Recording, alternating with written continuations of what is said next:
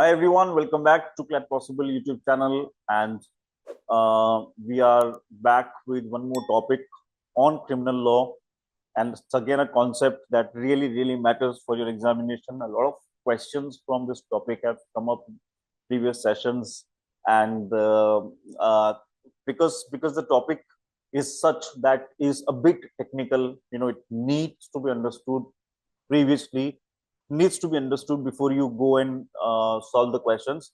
That's why I've chosen this topic, and it's a very interesting topic, that is theft under criminal law. We all know what is theft, right? Stealing something, picking up something, running away with that, or stealing something is called theft. But it's not as simple as it appears. In criminal law, it has a certain definition, and you need to fulfill all the essentials which are mentioned here. Unless you meet all the essentials, or unless a certain act fulfills all the essentials, it does not amount to theft. Okay, तो सारी essentials fulfill होनी चाहिए, सारा पूरा होना चाहिए, तब जाके theft commit होता है. Okay, so let's look at the essentials one by one.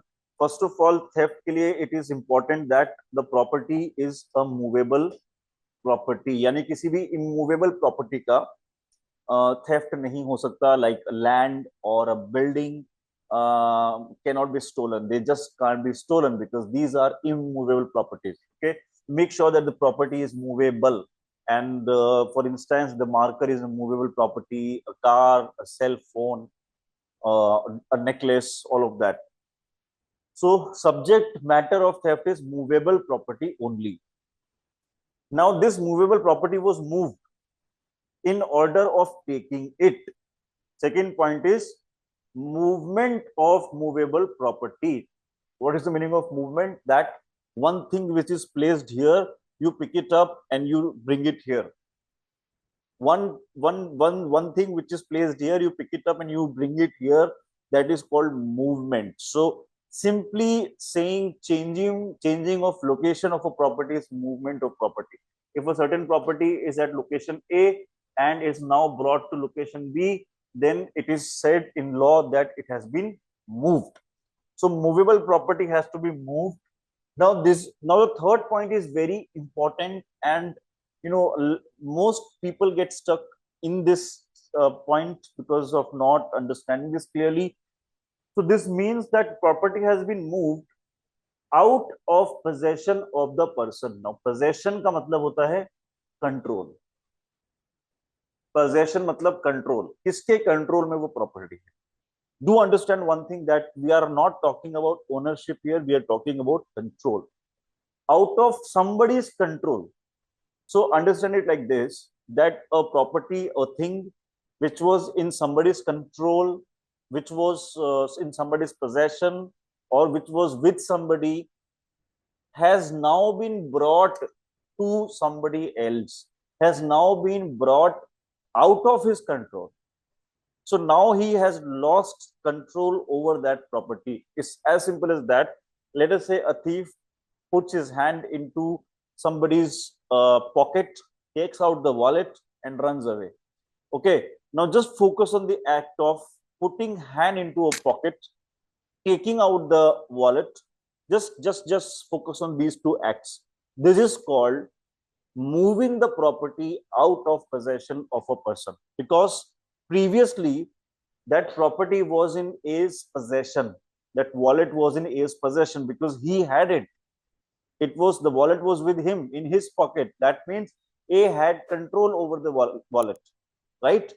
And B has disturbed that control. B has affected that control.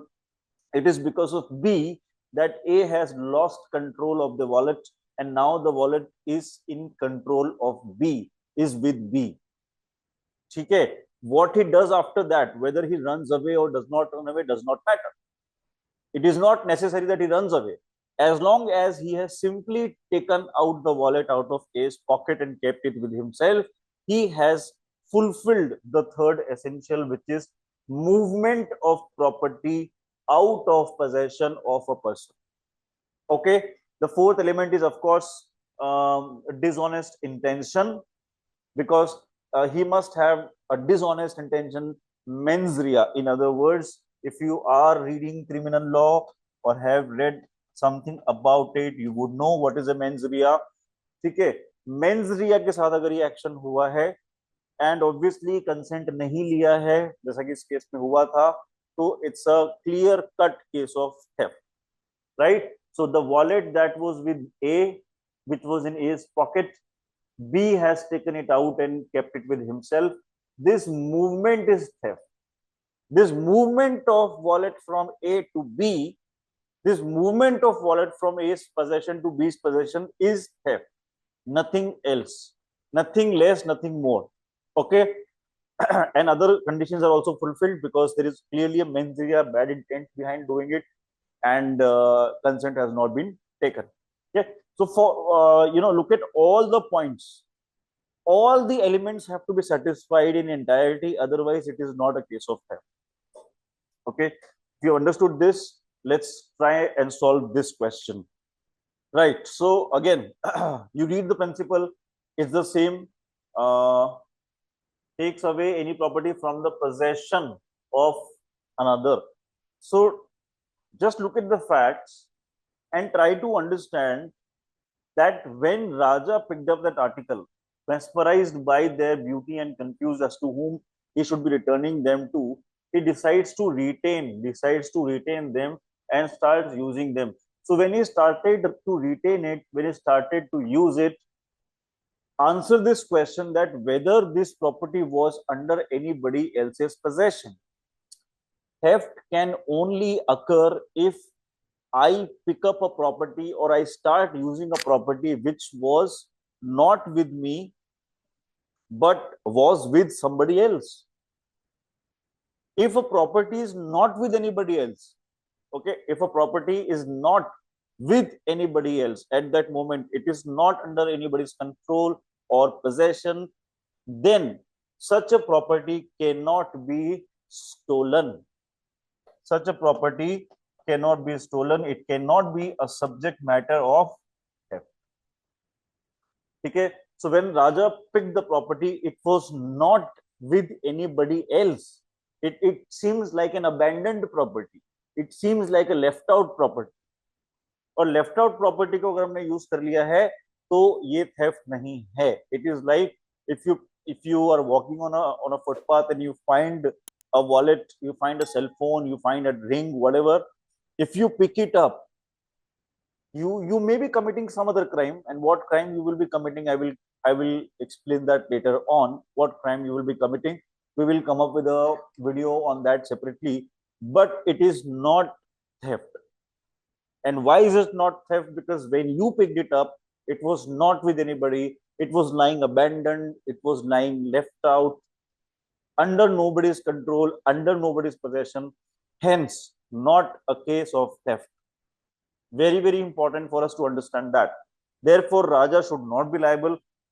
And for not being liable, we have two options. Not liable as he has not taken it away from anyone else's possession. This makes sense. This option does make sense. And option D says that he was confused as to whom he should be returning.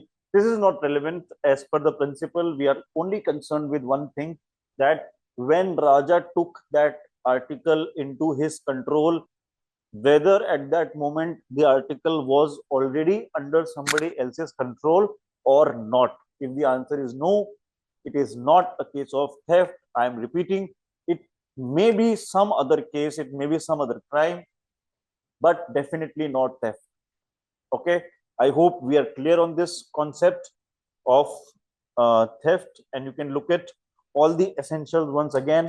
If you also want, you can write it down, you can note it down, or maybe take a screenshot of it, whichever way you are comfortable.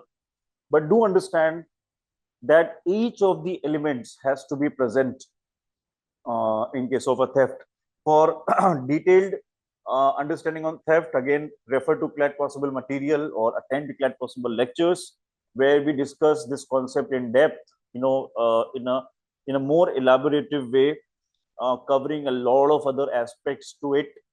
This is only one aspect that we have discussed.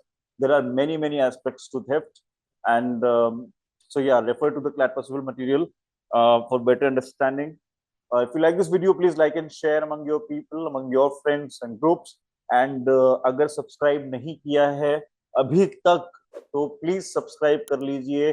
You will get a lot of benefit from this channel, and it's absolutely free and very, very relevant for your examination. Thank you so much. See you all very soon.